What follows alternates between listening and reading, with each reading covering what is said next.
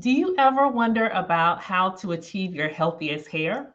Or maybe you've had something going on in your life that's totally unrelated to hair, but you started noticing some hair issues that just seem to appear.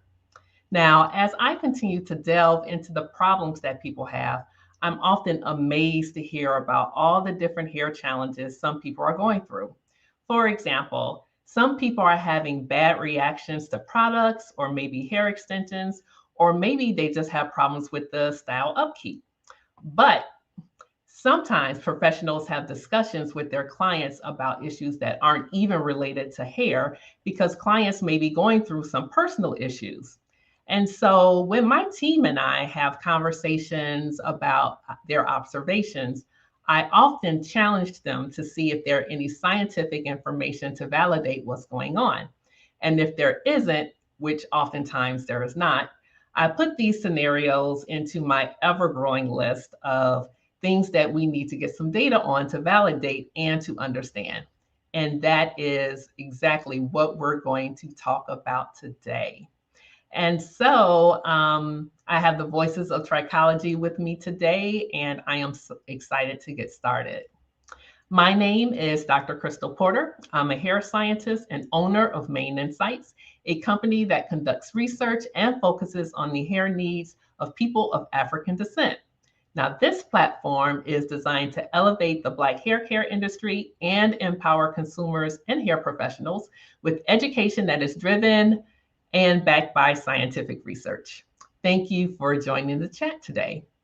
Now, before I bring on the voices of trichology, I would love to know who is out there with me this morning. Let me know who you are and where you're watching from. And then also let me know if you are a practitioner, put the number one. If you are a consumer, put the number two. And if you are a researcher or scientist such as myself, put the number three. Also, please like and share. It would be great if other people could receive this information as well. Now, if you are frustrated with the lack of information available to you when it comes to caring for your hair, and you've wasted a lot of money, time, and resources trying to figure things out on your own, then you are definitely in the right place. And that is why we have created the Our Black Hair Matters movement. Now, if you haven't checked it out already, I have some useful resources on my hair assets page. And you can find documents on finding the right stylist, on learning the biggest mistakes that people with curly hair make. I also have a template for you to write letters to companies who lack the data to back up their claims. And you can also go there to schedule a complimentary consultation. And you can go there looking at what's right there on the screen, info.maininsights.com/info. That is what you can use to get in touch and to get those assets. Now, for those of you who are just now joining, welcome to the Our Black Hair Matters Lunchtime Chat. Excuse me. I am Dr. Crystal Porter, and I am here today with the voices of trichology to discuss what they observe behind the scenes. And this is a very special segment that we have every first Monday of the month so that you can get a perspective from licensed hair practitioners. And I would like to welcome the ladies to the chat. Welcome. Hey. Hey. All right. So I am going to read your bios real quick and start with Marvelette. She has over 30 years of experience backed with in-depth training, licensure, and certifications. Marvelette continued her education and training in the paramedical and science field, becoming a trichology hair care practitioner and a biomedical research assistant. Then we have Dana, who is the CEO and director of Hair Cares Inc. She is a certified trichologist, sister locks educator, and consultant. She's a Cityfied certified research assistant, certified cold capper, veteran, and mother of a son on the autism spectrum. She has been a hair advocate for over 22 years, and her passion for hair ignited the very moment she started her very own Sister Locks journey in the year 2000. She specializes in supporting people who may suffer from hair loss and scalp disorders. She also coaches other natural hair practitioners and locticians through hair regeneration and prevention. She operates through offering in person and virtual trichology services, and she believes every strand counts. And then we have Donisha Sullivan. She is a certified trichologist with over 18 years of service providing hair loss prevention and restoration for men and women who suffer from alopecia. Donisha is licensed in the states of Georgia and North Carolina as a master cosmetologist. She currently owns a hair and scalp treatment center in Augusta, Georgia, and she also provides non-surgical hair replacement services. All right. Thank you. You. Okay. So we're going behind the scenes, and I don't think it's a good mode for me to just ask questions just to be asking. So I'm just going to ask you, what types of things do you see that you really do think people need to know about? Let's start with you, Marvelette. You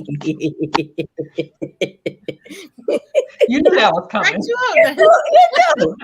You might as well just step on in, because just lean into it. Okay, so I don't know where to start. I see so many things. One of the number one things I want to say is surgery-related hair loss. Oh, yeah. Because what people don't know is 2 weeks prior and 2 weeks post surgery, especially anesthesia, you should not get any chemicals in your hair. Because I don't think a lot of people know that. And you know what?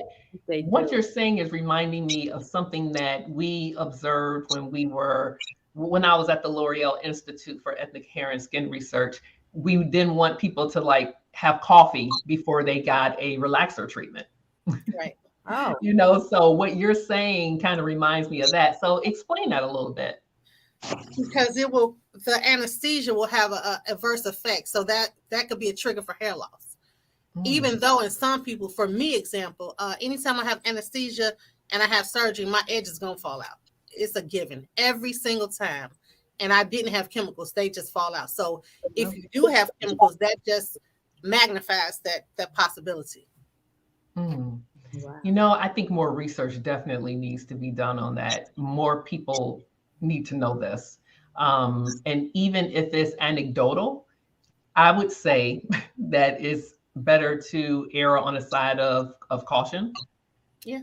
So even if there isn't data to show it, I mean, just the mere fact that you are observing these things or you've heard about these things, I think is something that we should look further into. So thank you for sharing that.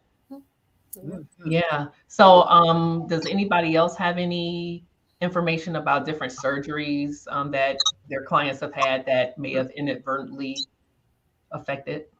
So I've observed several of my clients have had weight loss surgery. And I see that they are losing hair right after the weight loss surgery. And I can only assume it's all kind of hormonal changes, shock to the body. The body has changed and it has to get back into balance. But that's what I've experienced. My clients with weight loss surgery. Now, eventually, the hair comes back. It's not a permanent hair loss. It's a temporary hair loss. But in that beginning stages, absolutely, the hair is shedding. Wow. So the gastric bypass surgery, when you say weight loss, that's the surgery you're talking about? Yes, ma'am. I've even noticed shedding as well, or hair loss with even the sleeve. Any of those gastrointestinal changes makes a difference with the hair. Yeah. Because also they're not, obviously their diet has changed dramatically, right? The amount and most likely what they're actually eating as well. What they're able to consume right after that surgery is different. And two, because they mess with the digestive system, their body doesn't have the ability to absorb what it needs to absorb where it eliminates it too, out of whatever it is that they can't eat. Yeah. So they're not Exactly. getting the vitamins and nutrients that they really need to maintain healthy hair. Right. Hmm. They have to make an adjustment, whereas because I mean, the stomach is much smaller now, right?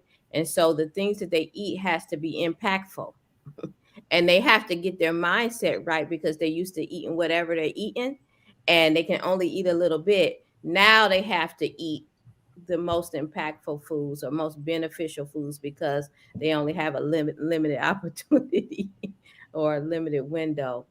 And it's challenging. It is challenging for those that have had that surgery because even taking their daily vitamin and mineral supplements, um, it's important that they have to take those for life, after having that surgery. But it impacts the hair because the body is going to take as much nutrients that it can for your vital organs. So whatever's left over is what's distributed to the hair. And if you're already not getting in enough nutrients, then it causes that shift in the amount of hair loss and hair shedding because they're not being like was mentioned, that they're not able to absorb as much nutrients, and the nutrients that they are able to get in goes to their vital organs. But I found once they get the rhythm and the mindset has shifted and Hmm. then they're actually eating the way they're supposed to, that the hair has returned. And maybe not to the full capacity of what it was before, but it's not a scarring alopecia. So Hmm. And that's great. yes. When you started talking about the gastric bypass, it reminded me of one of the, I don't want to call it a side effect, but it is kind of like a side effect because they observed it after so many people started experiencing this. But supposedly, a lot of times when you have gastric bypass surgery, because of the way that they manipulate the gut, if you're diabetic, you actually can no longer be diabetic after that gastric bypass. I thought that was amazing hearing that, Hmm. So it just shows you how when you manipulate the body, whether it's surgery or there's other things, it can impact other aspects of your health. And now it's a good thing to no longer be diabetic, but I often wonder about the other implications for other types of surgeries like this. So Wow. thank you for sharing that. Yeah, that was good. Hmm. Yeah. Hmm. All right. So we hit on surgeries. So people need to be mindful of that. Are there any other experiences that you have seen behind the scenes that people would find beneficial for them to know? So in regards to the lock world, um, I observe, I mean, just going out into the store, you can see people with locks that have traction alopecia, right? And in my observation, it's common if the locking technique is a traditional locking, meaning like palm rolling, only because a lot of times with the palm rolling, you're using some kind of agent, beeswax, gel, aloe, something, right, to get the hair to lock, and it becomes weighty. And so the locks are full of whatever that is, and therefore it will repetitively pull out that follicle, and the person has traction alopecia. I also observe people who have traction alopecia due to, I mean, the particular consultant or loctician not providing good service. So they're trying to do that lock so tight to the scalp and they're pulling the follicles out. Um, in fact, not too long ago, I had a young lady come to me. She wanted to learn how to retighten her own locks. And she was saying that she had to take, she would have a headache for a couple of days thereafter her retightening session because it was done so tight. In fact, it was done so tight that she could not move the locks from one side to the other. And this is the experience that she was having from every time she went and got it retightened. And I couldn't understand why that was acceptable to her. But however, she started experiencing hair loss around her hairline. And so that's why she came to me. She wanted to learn how to retighten her hair and then what she can do about it. So I would tell, a practitioner out there, you got to be mindful of your practices, your locking practices. It doesn't serve the client to do it so tight to the scalp. So it's interesting because I hear some people just make general comments that locking the hair itself will cause hair loss because of the fact that it's locked and then it can grow long and then you have that concentrated weight in a small area of the scalp and so it's pulling and so that can lead to traction alopecia. But what you're saying is that there are other considerations that need to be Absolutely.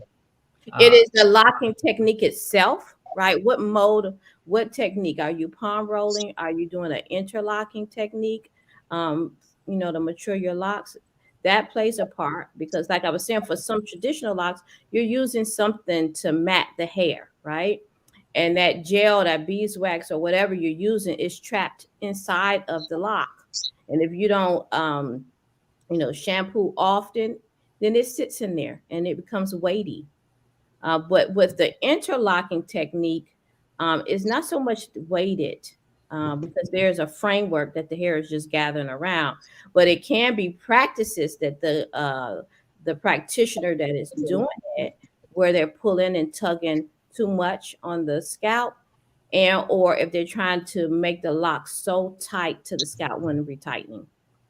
I mean, I think people think that they're saving. They want their hair to be tight so the client don't have to come back so soon, or to last longer, or to look fresh. But it's not serving the client well if you're pulling the follicles out of their scalp over and over again. Yeah.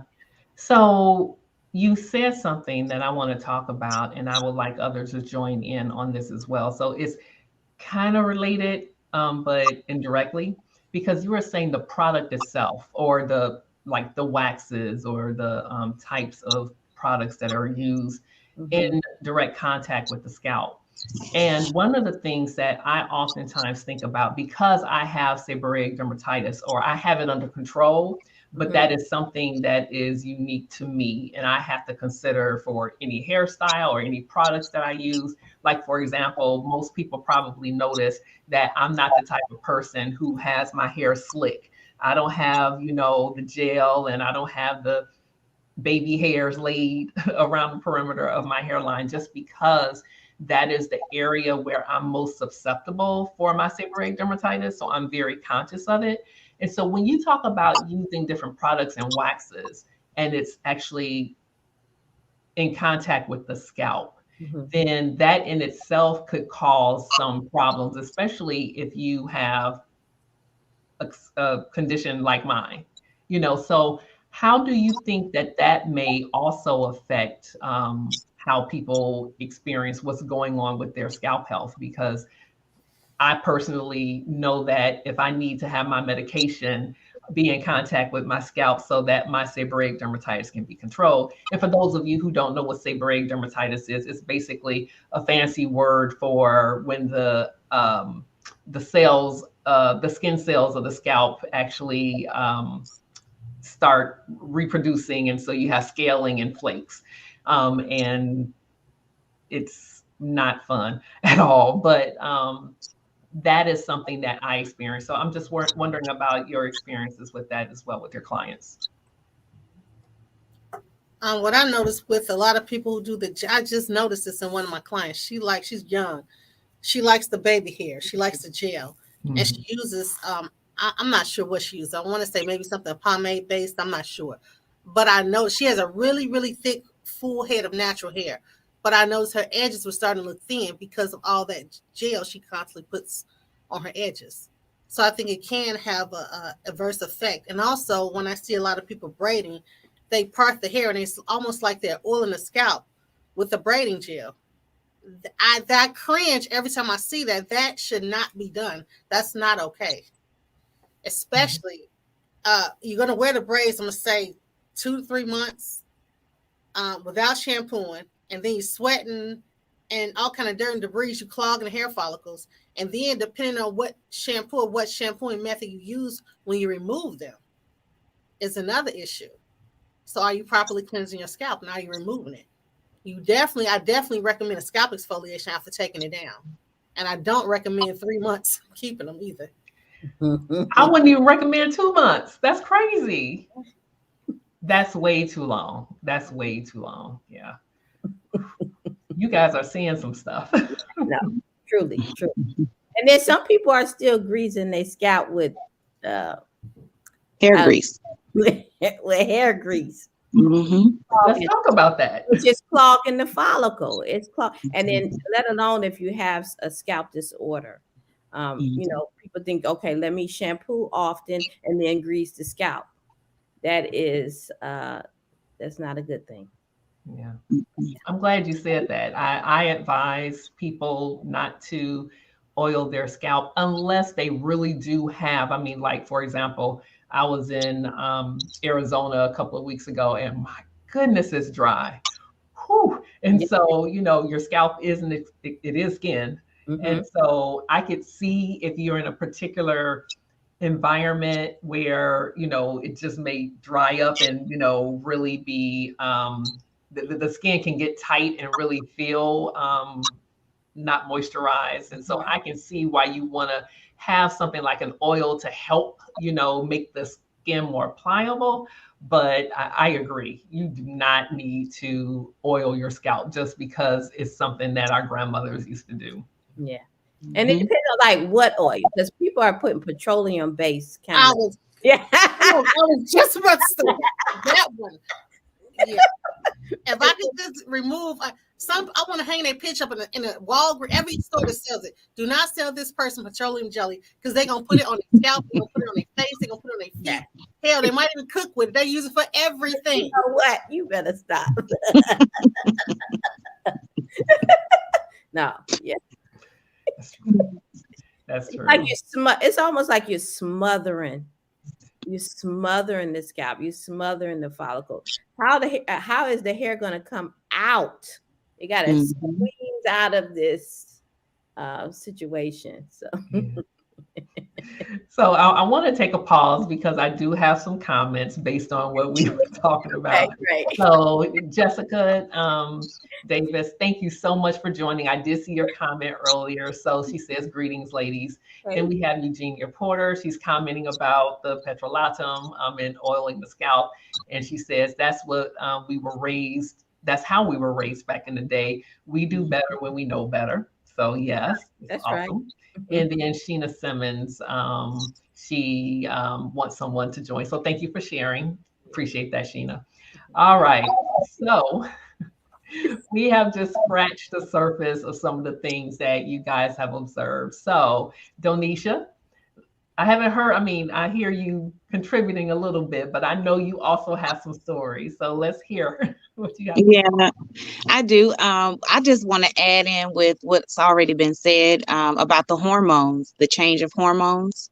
I've seen a lot of hair loss, whether the person is starting a new medication, hasn't started any medication and may need to be on medication to balance out the hormones.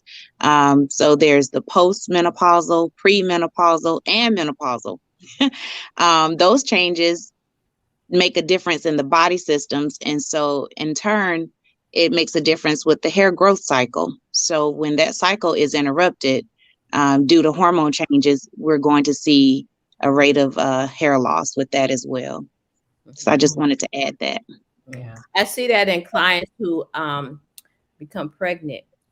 In my experience, they will lose. It's interesting because for some reason back in the day, in my mind, when people got pregnant, their hair grew really fast, or they had a lot of hair growth. I'm seeing right now hair loss, but once they actually deliver the baby, after some time, then the body balances out, then the hair growth come back right away. So I have a client right now who she is in the medical field. I guess I could say that. She worked during COVID in the hospital. Okay. She got pregnant. So she started losing hair when she got pregnant. She lost about a third of her hair. Okay, then the shedding stopped and returned when she was 6 months pregnant. And then it stopped. No. Yeah, stopped. It stopped. I'm sorry, it stopped when she was about 6 months. And then after she gave birth, it started all over again. It started growing back, Marvelette? Oh, it started shedding again. Oh, it started shedding again. And it's still shedding. It has slowed down tremendously. But that is truly a case of postpartum from being pregnant, the hormones, I'm sorry, and also stress induced because of the COVID situation. So she had a lot going on. Yeah. But it is self-correcting. We're doing some things to help it along the way. But that was a lot. That was a lot. Luckily, she has enough hair for like 50 people. So if you didn't know, you wouldn't know. But yes, so it's on its way back. It has slowed down a lot. Yeah. Go ahead. I'm sorry, Donisha. I was just going to add, I have seen a lot of cases in that instance too, Marvelette, where they've been pregnant. Well, I've seen where their hair has grown nicely while they're pregnant. The increase of nutrients, the hormones, the babies just help them to flourish. Beautiful skin, beautiful hair. 6 weeks, 8 weeks after the baby is born, even 3 months after, they start a lot of shedding, a lot of shedding happens. And so what I encourage my ladies to do is to continue taking their prenatals. That assists with that. It helps to get them back in balance, even after the baby is born. Continue taking those prenatals up to a year after that childbirth. And I've noticed that shedding process is shorter if they continue those prenatals. And then again, getting into a good regimen, because after having a baby, it's a lot of stress on the body. It's a lot of, we've been there, right? So it's a lot to try to get a balance back in life, but those prenatals seem to really work with getting that nutritional balance and keeping it pretty stable, so that shedding process can be shortened. That's what I've noticed. Now that does work, because I do recommend that I keep taking prenatal vitamins for a while. But with my second child, my hair was really thick and long, and it stayed for 2 years. And one day, I don't know what happened. It started to leave me. It's just thinned out. Went back to my regular. Those babies will change the game, okay? They will. I mean, on all fronts. So I'm glad you talked about stress, because I've seen a number of people who have been just under profound stress, and they find themselves losing their hair. And when they get some type of relief, then it really does help. And I'm right there with you. I'm very happy that I don't remember my hair really changing after I had the baby. But I did notice with my first pregnancy, my hair, in my opinion, was much thicker during the pregnancy. And I mean, it just kind of leveled off afterwards. So, yeah. But I do hear horror stories, and it just makes me wonder, what is the specificity of why some people really don't have that drop off in hair loss or in the growth phases that occur. And then some people, it's like really a profound change. So would love to understand that a little bit more, but that's why they're doing more precision medicine, right? To try to understand why some people are more susceptible than others. So yeah, that would be useful. I mean, I would assume, just like with COVID, right? It impacted people differently because it based on what your body, what your body's going through at the time or prior to getting COVID. I mean, it sounds like that would be the same thing for how the baby impacts your body. Possibly. Funny to bring up COVID, because there is a study in the National Library of Medicine on the effects of COVID-related. The numbers increased for hair loss during COVID and COVID-19 vaccinations. The last study was June of 2022, and it was 4 specific types of hair loss. And it said the more profound the infection of their body was, the longer it took for the hair loss to come back, the hair to grow back, and the more severe the hair loss was. So you're saying the more severe the COVID case, yes, the longer it took for the hair to grow back. Yes, and the more severe the hair loss was as well. Okay. And it Wow. makes sense. It makes sense because the growth cycle, once that cycle is interrupted, the longer it takes for that hair to get back into the growing phase and whatever is contributing to it not being able to produce, it just takes longer. Mm-hmm. I know from what I've seen, it just takes longer. So the quicker we can get the person back in balance, or the quicker they can get back in balance, the sooner they start to see results. Absolutely. I agree. Yeah. I agree. I agree. But stress is truly, for me, my observation, stress is a huge contributor to some people's hair loss. A few of my clients had death in the family and mm, just lost hair. I mean, they would have spots, just no hair at all. And after, things settled in their life and then the hair came back, like nothing happened. So I've definitely observed stress being a huge factor. That was also in the study. It was saying that the hair loss, most of that hair loss was psychological. So it's saying to have a support system and be patient.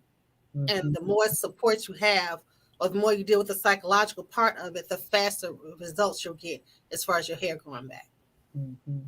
Yeah, so I think when they say psychological, the first thing that comes to mind with me is a lot of people don't really realize the biochemicals that exist in the hair, that exist in your body that can impact the hair. And so, Right. for example, cortisol, Yes. that is a Yes. stress hormone that is present when your stress is increased. So when you say psychological, I'm thinking more of the fact that the biochemistry in your body isn't where it needs to be. And so, if you can control your mind to try to decrease that stress, or at least how your body is taking that in, that it can really help Yeah. decrease the cortisol that can ultimately be responsible for some of the hair loss that may result.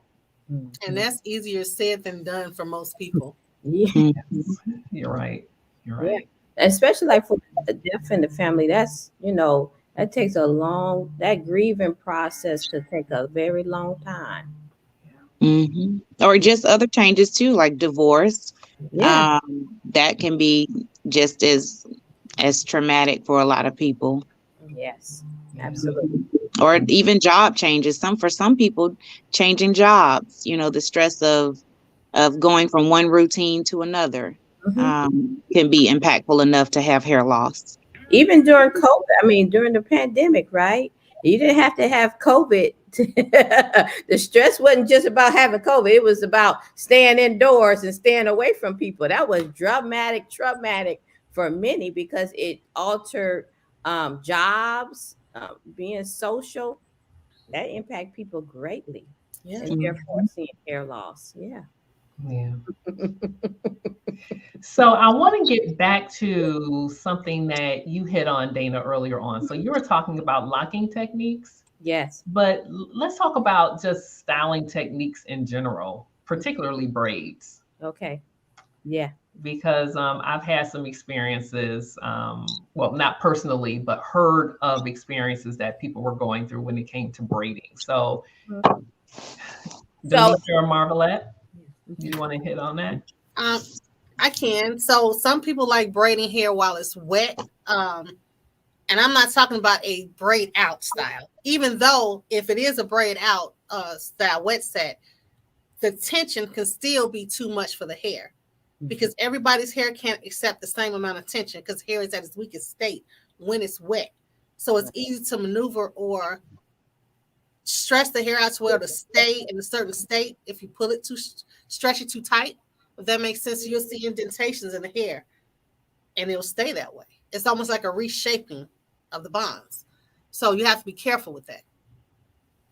So that can have a negative effect. Or if you're doing a whole braid style where you're wearing just braids, cornrows or box braids or whatever, if you do that wet, the tension and adding of the hair and the pulling or maneuvering the hair while it's wet, you can damage the hair.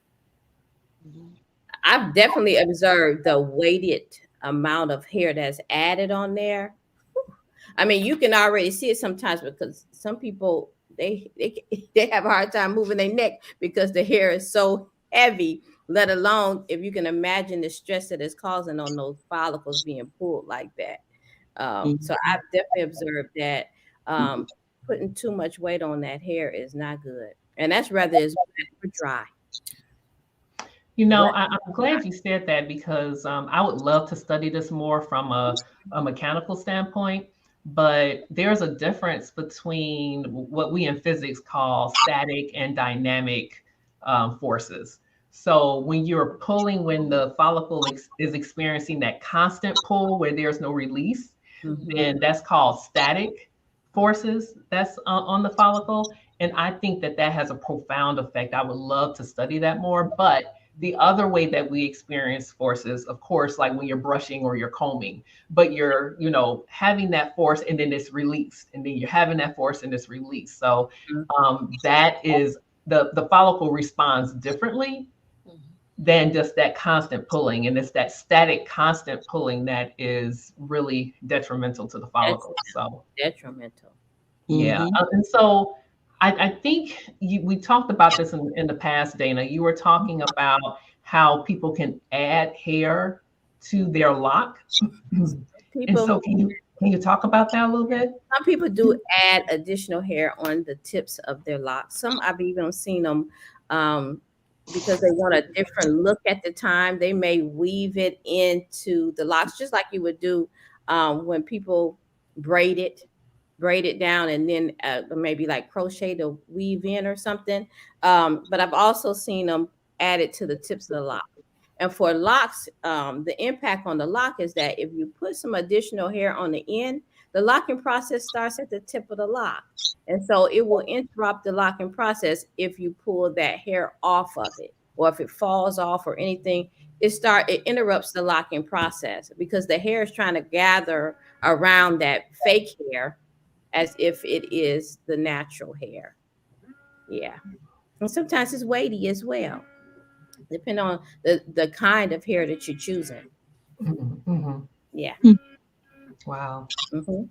Thanks for that information. I never really thought about the fact that when you put it at the ends of the hair, that it can interrupt the lock mechanism that's already there or that was in existence before you added that hair, and then you remove it, and then that's another change. Because the hair is moving around, it's grabbing onto each other to condense down, and it's going to grab onto that additional hair. It's Mm-hmm. trying to make it part of the family, Okay.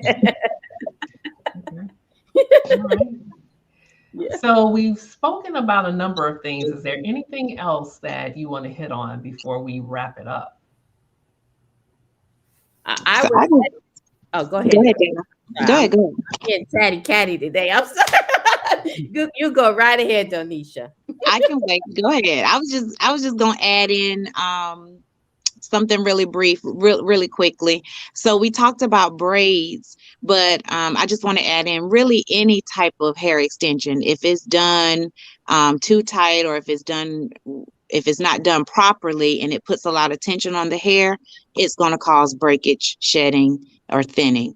So I just wanted to put that out there, that we're not just harping on braids and Right. dreads and twists. Any type of extensions, the wigs, when they're adhered to the scalp, around the edges, a lot of tugging and pulling, that adhesive will pull the edges out. Tape ins, if it's not done properly, can pull the hair out.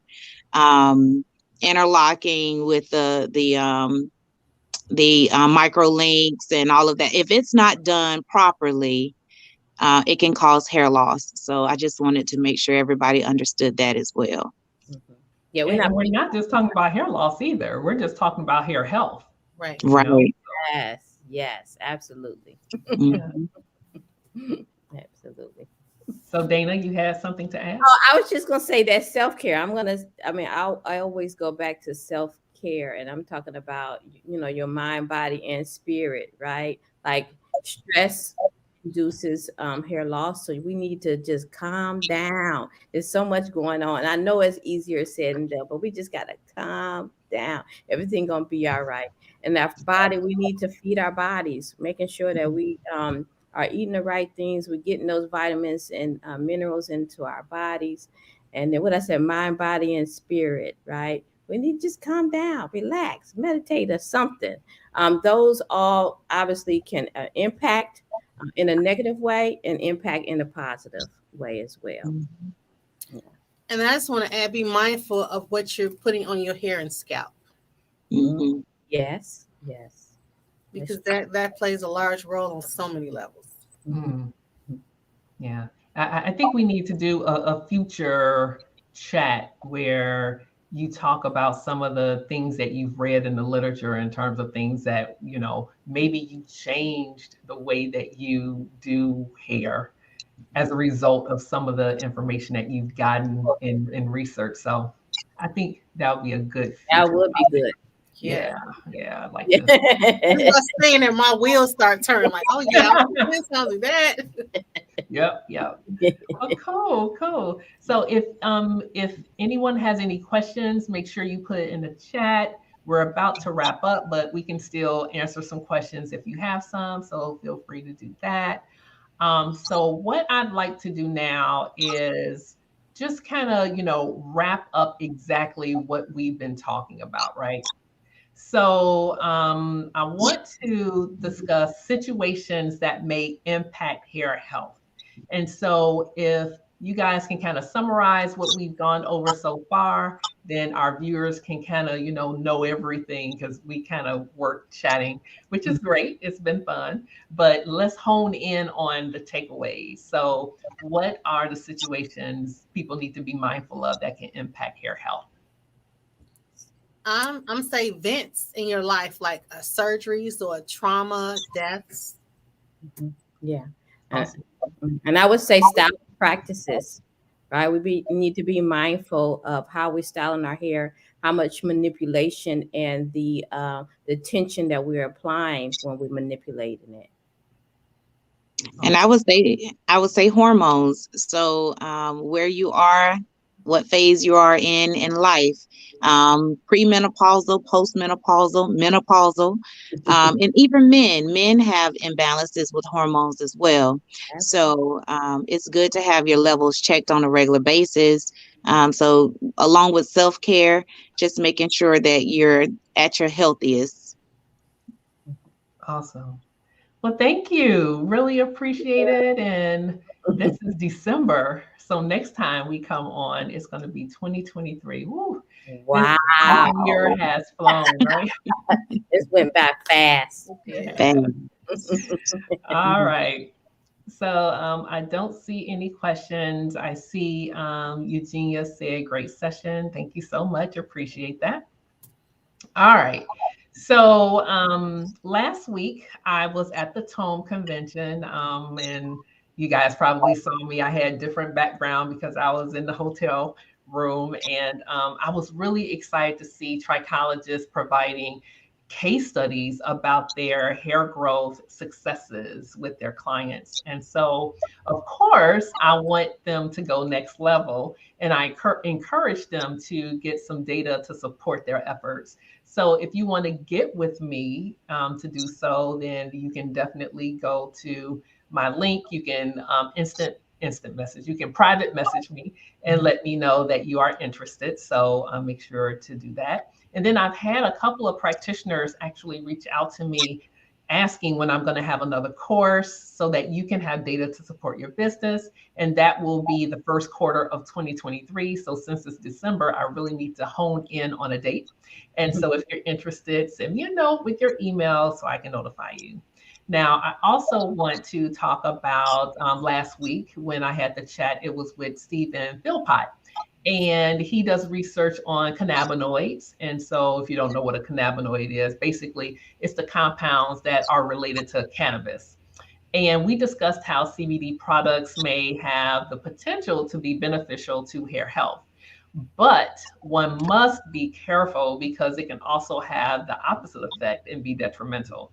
And so I am really intrigued about learning more. And if there are different participants or clients or people who are listening to this who would love to be involved in the study for products that have been deemed safe, Or if there are practitioners who are interested in learning about products. I don't want to highlight it here, but we can have a conversation based on what it is you have used. So if you have your own CBD products that you use, or if you're interested in delving more on your own, then reach out to me.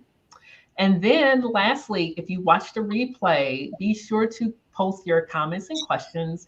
And if you are one of many who need to help in finding a vetted hair practitioner, you can go to my team, and I am about to pull up their information right now. And so if you want to reach Dana, then I have it on the screen there. It is info@haircaresinc.com. And then Marvelette is www.trichoscienceclinic.com. And then Donisha, I'm going to need you to tell me, and I'm going to write it in so that it can come up on the screen. So what is it? Okay, it's www.thehbtc.com. Okay, .com. Put that in. So hopefully, let's see, where is it? All right, right there, right? Is that correct? Well, it's a .com instead of a comma, but yes. Oh. I think people know that it's a .com, but Yeah. yes, I will change that. But thank you for that. Really appreciate that. All right. And then if you would like to have a complimentary consultation, you can also go to just the general links.maininsights.com. And even if you wanted to be directed to any of my team members, I can actually direct you as well. And thank you, Margaret, for saying thanks. No, I appreciate you being here. And then we had some technical difficulties today because something happened where I put PM instead of AM. And so when I went to change it, it wouldn't let me show the live on the Our Black Hair Matters group. So people who thought that they would see it through that group or on LinkedIn, unfortunately, I had to take that off. But thank you so much, Eugenia, for saying it was a great session. We really enjoyed it. And as always, remember that Our Black Hair Matters. And as always, take care and love your hair. Bye-bye. All right. Bye-bye. Bye.